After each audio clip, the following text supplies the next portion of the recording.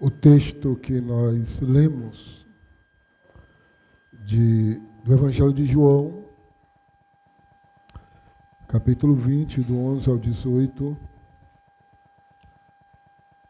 diz assim: Evangelho de João, capítulo 20, do 11 ao 18.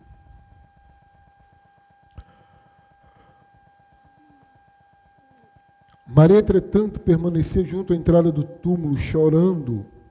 Enquanto chorava, abaixou-se, olhou para dentro do túmulo e viu dois anjos vestidos de branco, sentados onde o corpo de Jesus fora posto, um à cabeceira e o outro aos pés. Então lhes perguntaram: mulher, por que choras? Ela lhe respondeu: porque levaram o meu Senhor, e não sei aonde o puseram. Tendo dito isto, voltou-se para trás e viu Jesus em pé. Vendo Jesus em pé. E não reconheceu que era Jesus. Perguntou-lhe Jesus: mulher, por que choras? A quem procuras? E ela supondo ser ele o jardineiro, respondeu: Senhor, se tu tiraste, diz-me onde o pusestes, e eu o levarei. Lhe disse Jesus: Maria. Ela voltando-se lhe disse em hebraico Rabone, que quer dizer mestre. Recomendou-lhe Jesus: não me detenhas, porque ainda não subi para o meu Pai, mas vai ter com os meus irmãos, e diz-lhe: subo para o meu Pai, o vosso Pai, para o meu Deus e vosso Deus.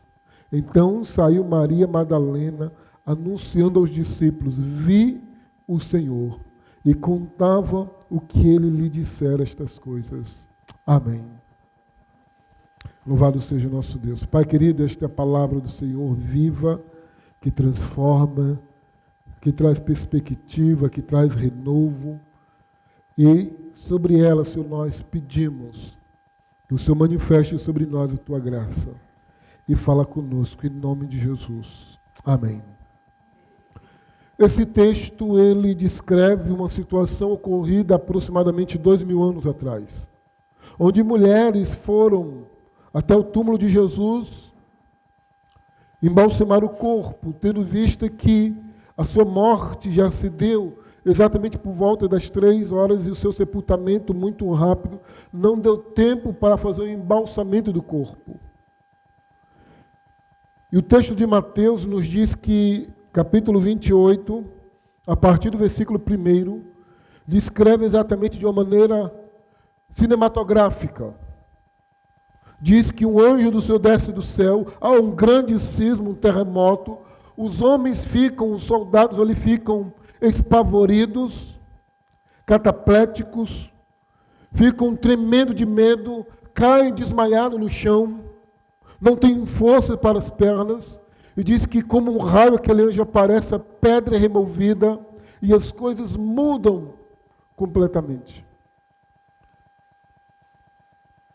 E aí nos traz exatamente essa ideia de que quando essas mulheres chegam ao túmulo, elas não encontram mais o túmulo fechado.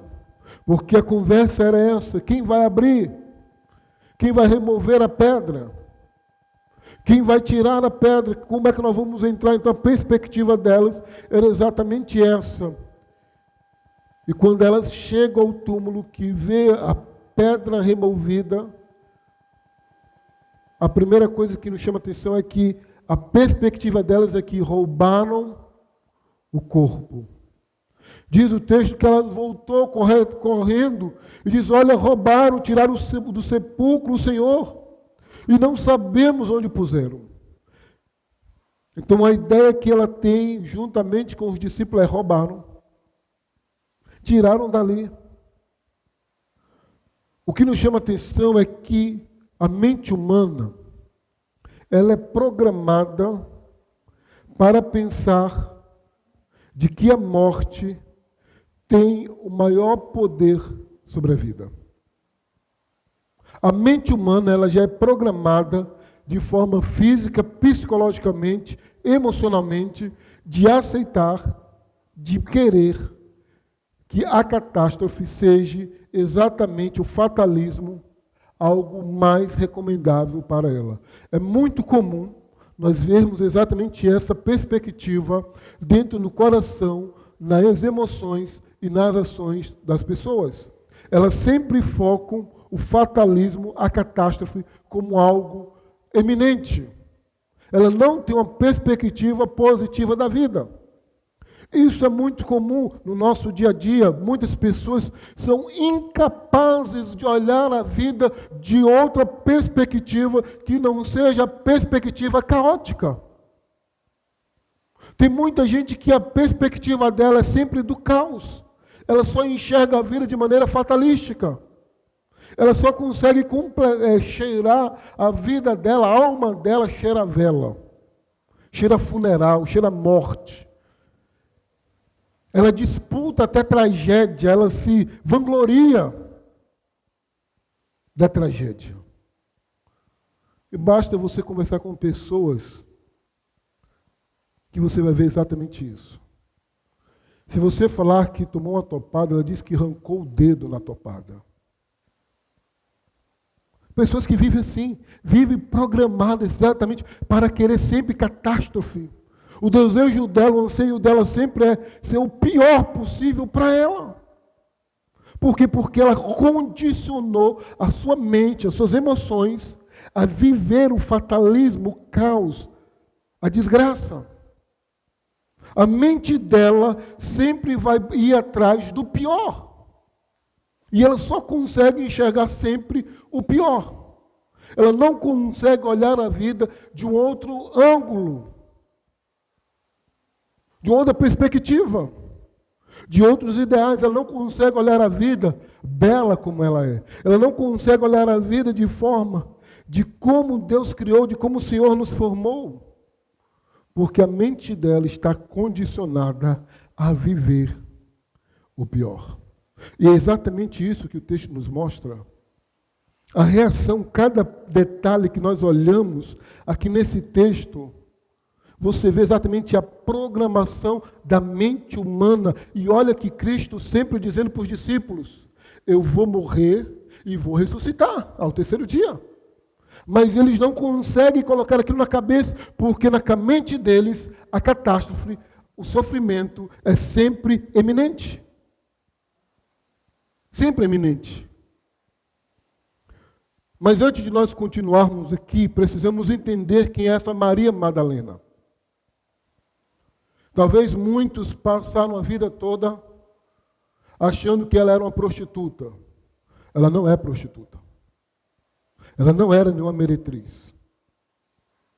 Não era. Então, passou-se muita gente achando que Maria Madalena seria uma meretriz, uma prostituta, que tinha um certo espírito e que o Senhor a libertou. Nos diz o texto de Lucas, capítulo 8, a partir do versículo 1 ao versículo 3, que Jesus andava de cidade em cidade, de aldeia em aldeia, pregando o evangelho, anunciando o reino de Deus. E os 12 discípulos com ele. E também algumas mulheres que haviam sido curadas de espíritos malignos. E entre elas estava Maria, chamada Madalena, da qual saíram 7 espíritos ou 7 demônios. Joana, a mãe de Cusa, procurador de Herodes, Susana e muitas outras, as quais lhe prestavam assistência com os seus bens. Então, aqui nós temos uma clara e rápida visão de quem era Maria Madalena. Uma mulher que teve, sim, de fato, 7 espíritos, mas não era meretriz, porque muita gente quer confundir ela com o capítulo 7 de Lucas, e não é ela. Não é ela. Segundo a verdade, esta mulher era uma mulher de posse. Era uma mulher que tinha condição financeira abastarda. Porque diz que ela assistia a Jesus com os seus bens, junto com outras mulheres. Então era uma mulher que tinha uma condição financeira boa, era rica. Era rica. A cidade de Magdala era uma cidade próspera. Escavações recentes descobriram exatamente isso, que lá havia até sinagogas e possivelmente quem mandou construir essa sinagoga foi Maria Madalena. Então era uma mulher que tinha um espírito maligno, que foi libertada desse espírito e que, como forma de gratidão, ela empregou tudo o que ela tinha para a propagação do Evangelho. Ela não considerou exatamente seu, porque a bênção que ela teve, muito maior, de uma libertação de espíritos demoníacos, lhe trouxe exatamente um coração grato ao Senhor. Então o espírito de gratidão dela era muito grande. E ao ponto de entendermos também que ela também vai encabeçar as mulheres de levar bálsamo para embalsamar o corpo de Cristo, o que nos leva também de fato a entender que quem compra bálsamo, quem vai usar esse bálsamo, tem que ter recursos financeiros. Então não era uma pessoa qualquer. Então quando você lê a história de Maria Madalena, desmistifique isso, que era uma pobre coitada, que era alguém que tinha um espírito maligno e que era prostituta. Espírito maligno, sim. Ela foi liberta. Mas o resto não é isso. A Bíblia nunca disse isso. Isso foi tradição humana que foi colocada na mente das pessoas. Mas o que nós podemos entender desse texto? O que nos traz lições para as nossas vidas? Como é que nós podemos olhar para esse texto e tirar lições para nós? Primeiro, preste atenção, o desespero nem sempre é fruto da derrota.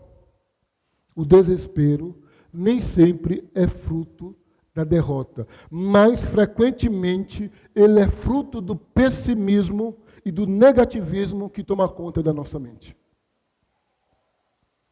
Nem sempre o desespero é fruto da derrota, mas muitas das vezes e frequentemente ele é fruto do pessimismo e do negativismo que toma conta da nossa mente. Olha o que nos chama a atenção no texto, o verso 1. Diz que quando ela chegou ali, a pele estava removida, ainda era escuro.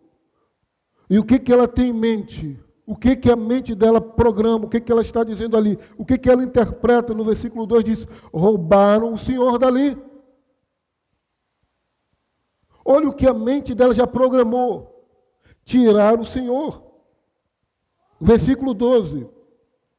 Ela começa a conversar com os dois anjos vestidos de branco, olhando para esses anjos. Os anjos perguntam para ela, por que você está chorando?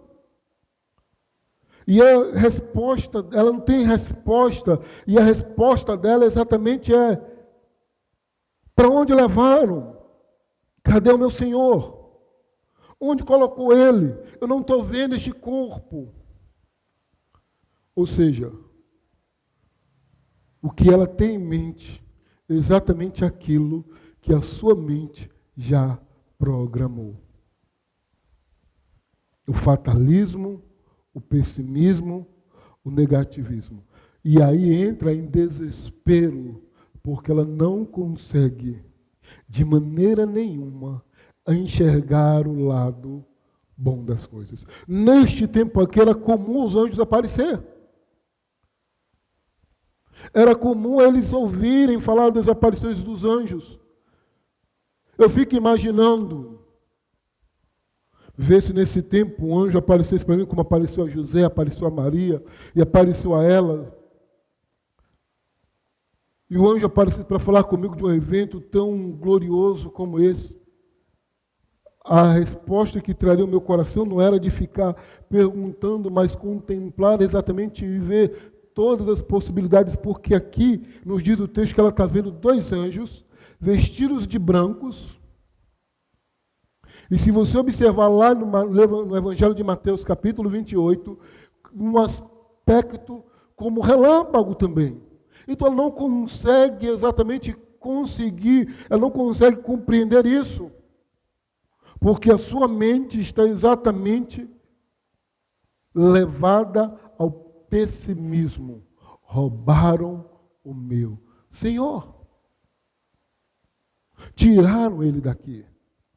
Outra coisa que nos chama a atenção é que, mesmo diante do diálogo dela com os anjos, há de fato uma reprovação dos anjos, mas ao mesmo tempo um misto de alegria que eles trazem para ela.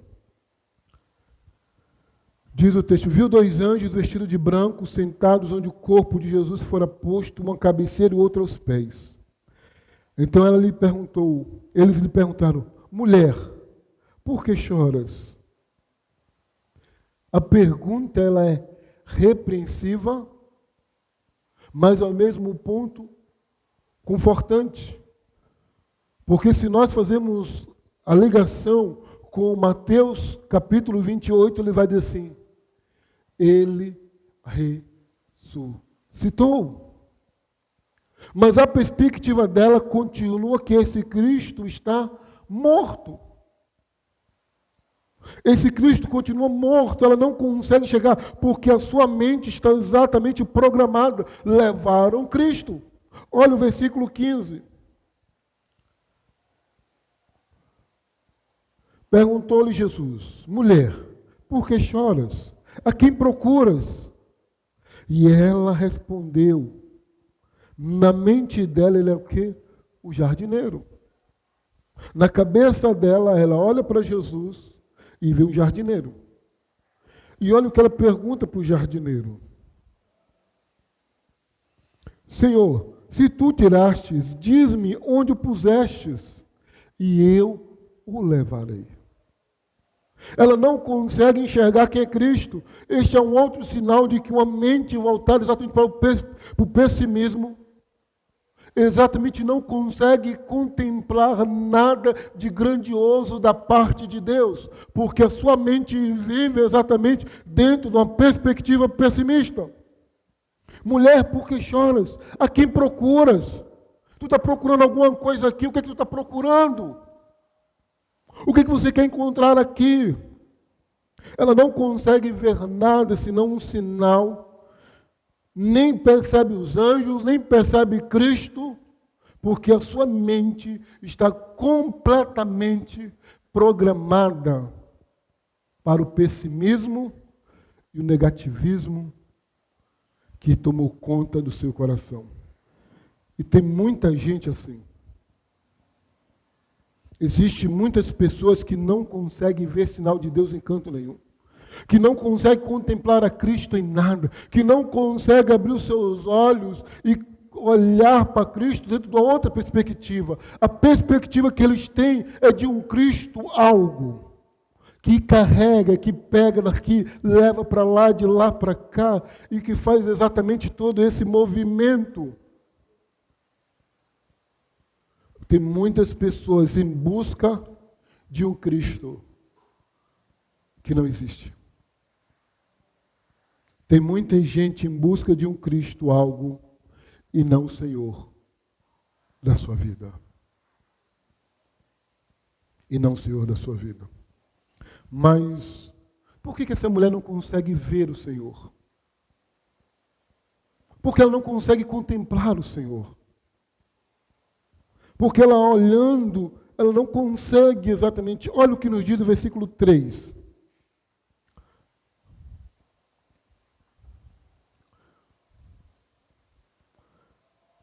Versículo 13.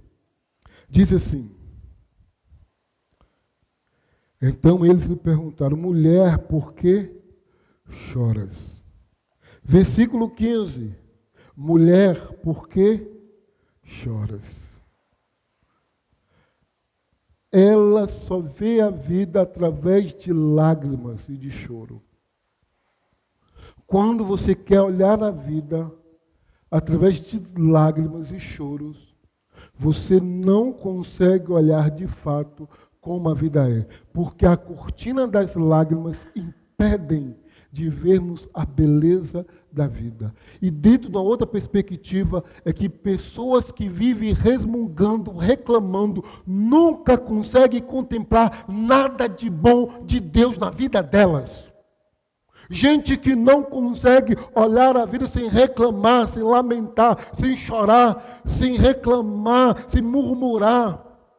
Gente que vive assim, só olha a vida exatamente dentro de uma perspectiva, de uma cortina, de um véu. Não consegue contemplar, porque tudo que ela olha exatamente está voltado para esse véu de lágrimas, de lamúria, de reclamação, porque ela não consegue contemplar nada que isso. Porque quando nós olhamos a vida nessa perspectiva, a nossa visão fica embotada, anuviada. É como se ela fosse, pessoas novas, quando fazem exame de vista, eles dilatam a pupila. E aí, como é que ficam os olhos? Não conseguem enxergar nada. Tem muita gente assim. Os olhos estão dilatados. Não por uma perspectiva boa, mas só olhando para as coisas ruins da vida. Segunda verdade que nos chama atenção é que, o primeiro é que se você quer olhar a vida somente pelo lado da reclamação, da lágrima, você não vai contemplar nada, porque quem olha só vê a vida embotada, anuviada, sem perspectiva nenhuma. Segunda verdade é que a perspectiva que ela está atrás é de um Cristo morto. O que ela está atrás é de um Cristo morto. Olha o que nos diz o versículo de número 2. Versículo 1, perdão. E viu que a pedra estava revolvida, então correu e foi ter com Simão Pedro e com o outro discípulo, a quem Jesus amava, e disse: tiraram do sepulcro o Senhor. Ele não foi ressuscitado. Tirou. Alguém foi lá e tirou ele. E não sabemos onde o puseram. Continua o versículo agora de número 14. Ela olha para Jesus, pensando que Jesus é o jardineiro. Versículo 3 diz: por que choras? Jesus perguntou, ela respondeu, porque levaram o meu Senhor, não sei onde o puseram. Tendo dito isto, voltou-se para trás e viu Jesus em pé. O que ela procurava era um Jesus morto, na pedra. A perspectiva dela era essa, de encontrar um morto, um defunto. E ela olha e não consegue ver Cristo em pé.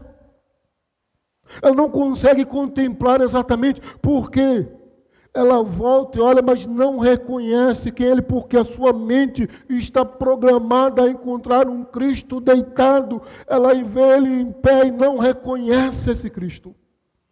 Ela vê ele em pé, mas não consegue contemplar esse Cristo. Outra verdade, por que ela não consegue contemplar? Porque ela está atrás de um objeto. Ela está atrás de um objeto, de alguma coisa, de um fetiche, de um bebelô, de uma boneca, de alguma coisa. Olha o que diz o texto. Olha o que diz o versículo 15. A quem procura, ela respondeu, supondo ser ele o jardineiro. É bom sempre lembrar isso. Ela responde a ele na perspectiva que ele é o jardineiro. E olha o que ela diz.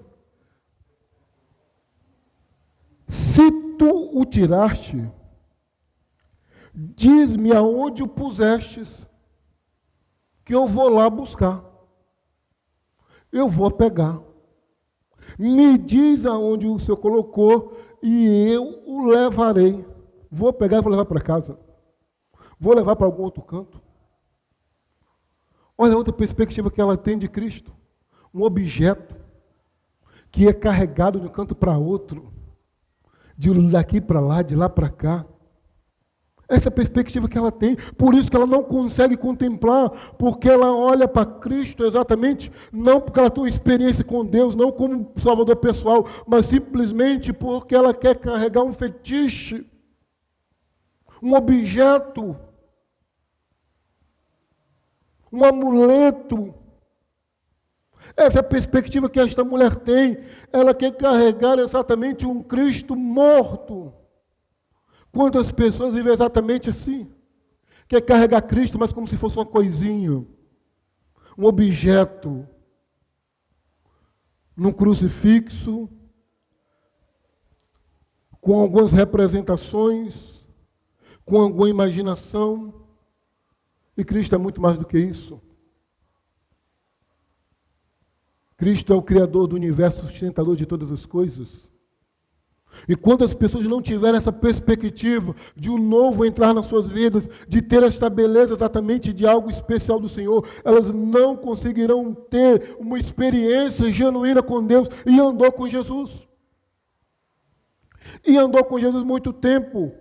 E contemplou muitos milagres e foi prova dos milagres do Senhor. Mas o que ela tem em mente? A lógica que ela tem é o ambiente que a sua mente foi moldada, de encontrar um Cristo morto e não um Cristo vivo.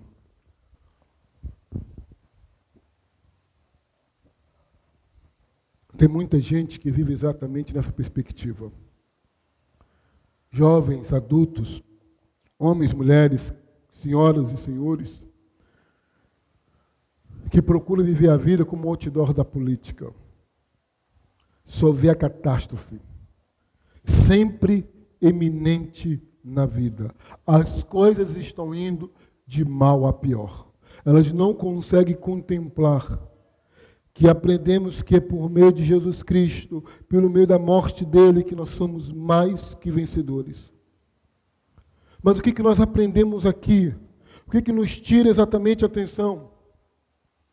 É de que quando esta palavra do Senhor abre os nossos olhos, nós conseguimos ver a realidade. As pessoas podem ver milagres de Deus. Eu sempre vou dizer isso. Eu não tenho nenhum problema em dizer porque a Bíblia é o que é a minha regra de fé e prática, aquilo que diz. E eu não troco as Escrituras por nada para agradar a ninguém. Pessoas podem ver outros sendo curados de câncer. Podem ver mortos ressuscitarem. Podem ver sinais e prodígios. E mesmo assim, continuam insensíveis. Sabe por quê? Porque a palavra de Deus não lhes tocou os corações. A única coisa que traz vida ao coração do homem é a palavra de Deus. Porque esta palavra, ela fala de modo especial a nós. Olha o que nos diz o texto. Eles chegaram ali, é Pedro, é João, é as Marias, é Maria Madalena que continua ali.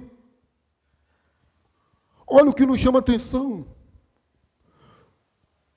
Os olhos delas não foram abertos, os olhos de nenhum deles foram abertos, porque a pedra foi removida. Olha, Cristo ressuscitou, aleluia, a pedra removeu. Não tem isso. Não tem. Roubaram o corpo. Roubaram o corpo.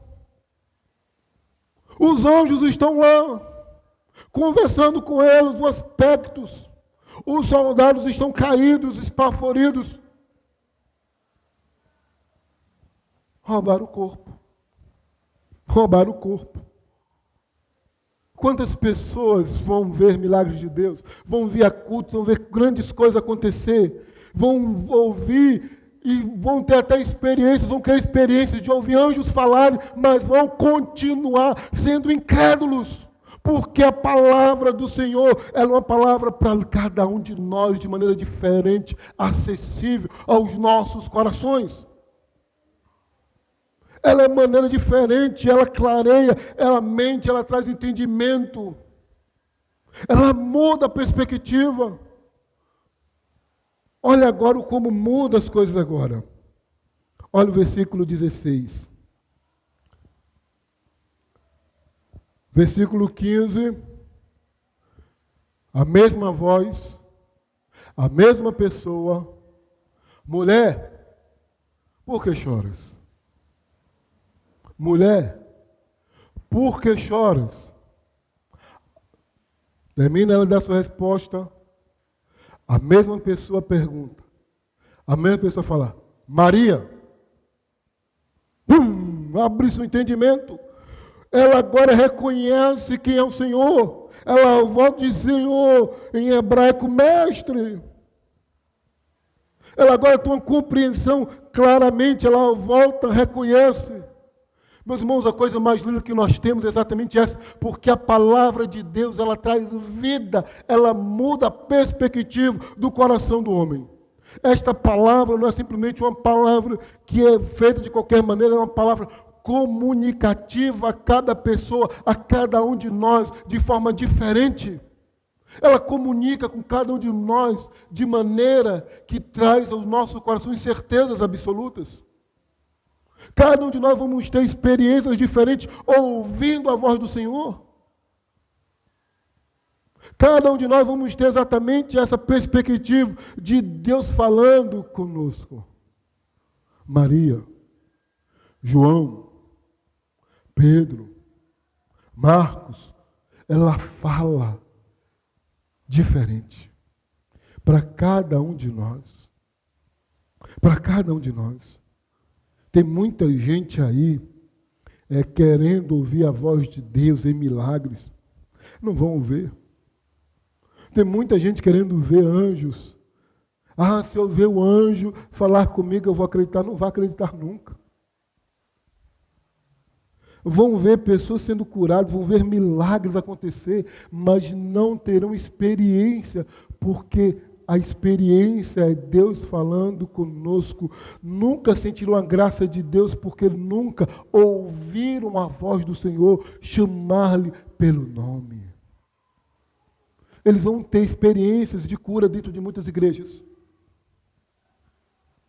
Vão ter experiências sobrenaturais e especiais, supondo ser do Senhor. Mas nunca terão um coração transformado. Se esta palavra do Senhor não entrar no coração, não conseguirão contemplar. Note que ela está conversando com os anjos, tem pedra removida, tem anjos conversando com ela, Cristo está falando com ela de modo genérico, mas ela não conhece. Ela não reconhece a mesma voz, a mesma pessoa. Mas quando ela traz o nome, a personalidade, a família, o nosso ser, esta palavra gera vida exatamente aqui. A palavra de Deus, irmãos, ela é a comunicação que nos garante dia após dia a vitória sobre o pecado. Ela nos garante a certeza da graça de Deus sobre nós. Esta palavra do Senhor, ela fala de modo pessoal a cada um de nós e traz entendimento de forma pessoal e diferente a cada um de nós. Esta palavra de Deus continua falando com cada um de vocês na sua própria língua, no seu modo, no próprio jeito, aplicando a pessoas de modo diferente. Deus falou, Deus disse. E isso traz o nosso coração e se torna patente. A palavra do Senhor ela é patente às nossas vidas. Ela não é palavra qualquer. Ela não é a palavra jogada ao vento. Ela é a palavra que transmite vida, aplicada à nossa própria realidade.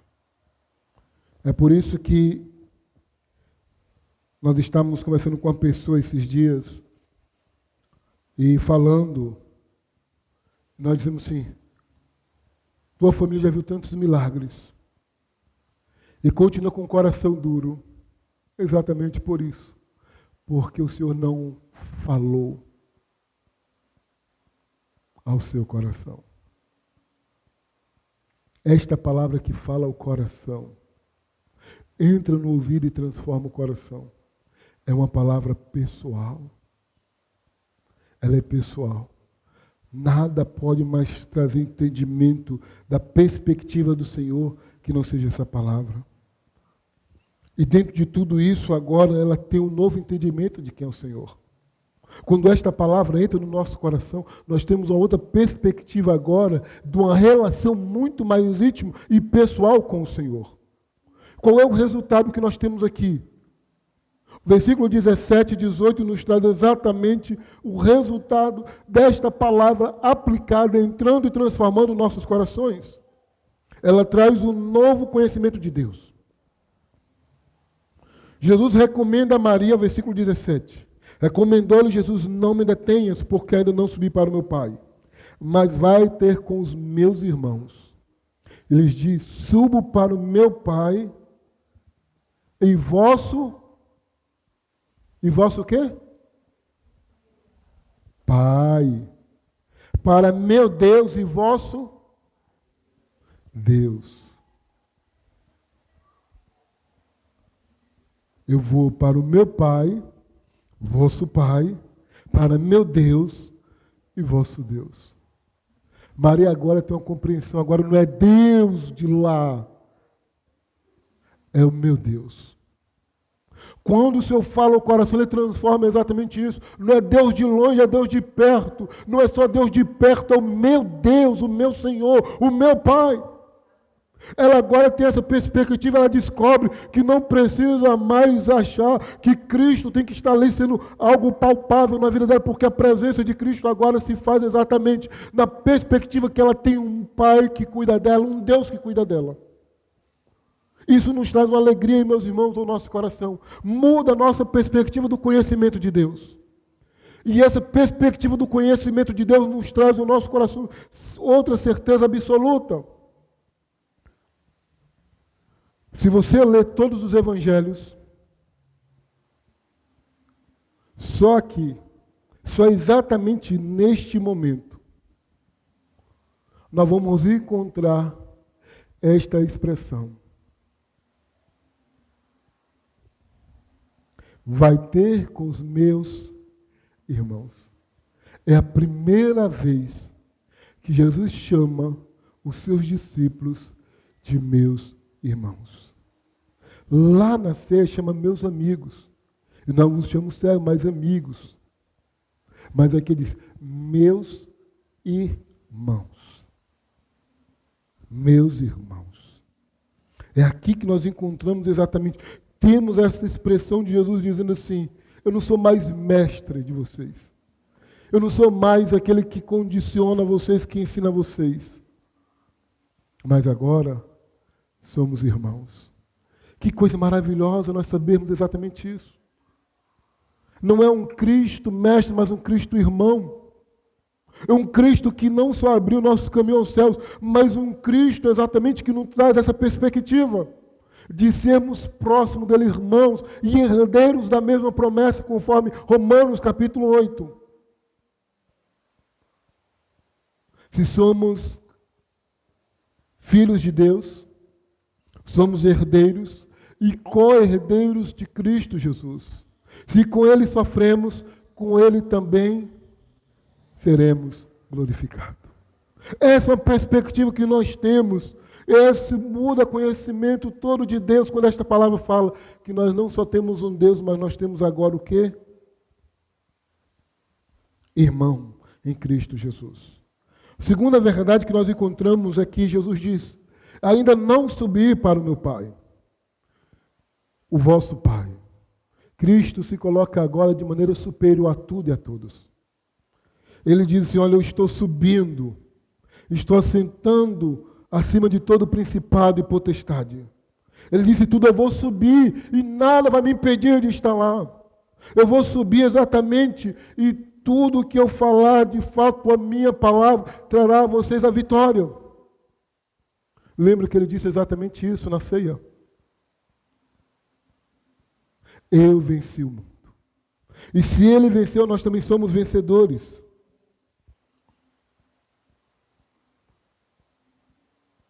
E terceira grande verdade que nós devemos levar, meus irmãos, nesta manhã, é que nós fazemos parte da família de Deus. Olha o que ele continua dizendo. Eu subo para o meu Pai. Eu subo para o meu Deus. E ele volta, repetindo novamente, eu subo para o vosso Deus.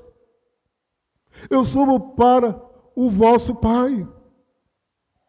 Essa é a perspectiva que nós temos quando a voz do Senhor fala aos nossos corações. Nós pertencemos à família da fé. Ele agora não é só o Senhor, Ele agora é irmão. Nós somos filhos de Deus. Ele transforma tudo. Nós somos libertos para poder chamar Deus de meu Deus, Deus de meu Pai. Nós temos essa capacidade porque tudo foi transformado quando Ele falou aos nossos corações, meus amados irmãos. Quando Ele falou às nossas vidas, Ele trouxe a vitória transformadora dos nossos corações. Ele trouxe isso para nós. A sua vitória sobre a morte. É esta certeza que nós temos. Que temos absoluta certeza que fazemos parte da família de Deus. Você não é órfão. Você não é repudiado pelos seus pais. Porque existe um Pai muito maior que te ama e que mandou o seu filho para morrer na cruz e lhe trazer exatamente essa certeza no seu coração de ser chamado filho de Deus. Filho de Deus. Você pertence a essa família. Não olhe mais a vida do lado negativo, não olhe a vida do lado pessimista, não olhe a vida com um olhar de reclamação, de lágrimas nos seus olhos, mas olhe a vida celebrando a vitória do Cordeiro sobre a sua vida, sobre a sua família, sobre o seu lar. Olha a perspectiva da vida exatamente dessa transformação libertadora que a palavra do Senhor nos traz. Olha a vida desta maneira. Dessa forma como Ele nos dá a plena certeza que as coisas boas da vida só enxerga quem de fato já ouviu a voz de Cristo e vive esta vida liberta e transformadora nos seus corações. Que Deus possa nos abençoar, meus amados irmãos. Que Deus possa derramar sua misericórdia sobre nós. Vamos orar. Vamos colocar em pé, vamos orar.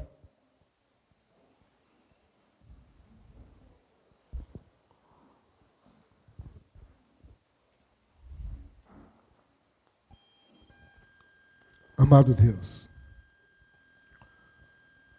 a Deus de glória, honra e majestade. Ah, Senhor, quanto sofrimento Cristo teve que passar. Mas a vitória veio. E Ele com seu sangue comprou. Comprou, sim, de fato comprou. Os que procedem de toda tribo, língua, povo e nação. Ele nos trouxe exatamente a perspectiva da vida eterna. Ele nos fez exatamente filhos, irmãos dele, filhos de Deus, ao que nós podemos de fato ter uma relação pessoal com Ele. Por meio da sua morte, da sua ressurreição. Nós temos isso, Senhor. Nós te agradecemos, Pai. Te agradecemos por tamanha dádiva, tamanha graça e tamanho amor, porque nos amou. Fortalece, Senhor, a nossa fé. Senhor, não nos permita viver o pessimismo. Não nos permita, Senhor, ter os nossos olhos anuviados, embotados pela cortina de lágrimas, de reclamações. mas que possamos, Senhor,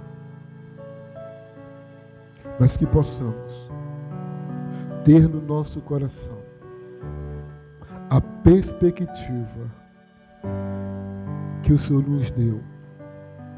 Sermos livres para te adorar, para glorificar o nosso Deus e Pai, para celebrarmos a vitória dele e anunciar aos quatro cantos que o nosso Redentor vive, que o nosso Cristo nos trouxe a paz e nos dá a perspectiva eterna. É o que nós te pedimos, Pai. Também, Senhor, leva-nos debaixo da tua bênção, da tua misericórdia e da tua graça, Senhor. Que a graça do Senhor Jesus, o amor de Deus, o nosso eterno e querido Pai, com as doces e santas consolação do Espírito, repouse sobre sua vida, igreja, e sobre todo o povo de Deus, espalhado sobre a face da terra, até que ele venha. Amém. Amém.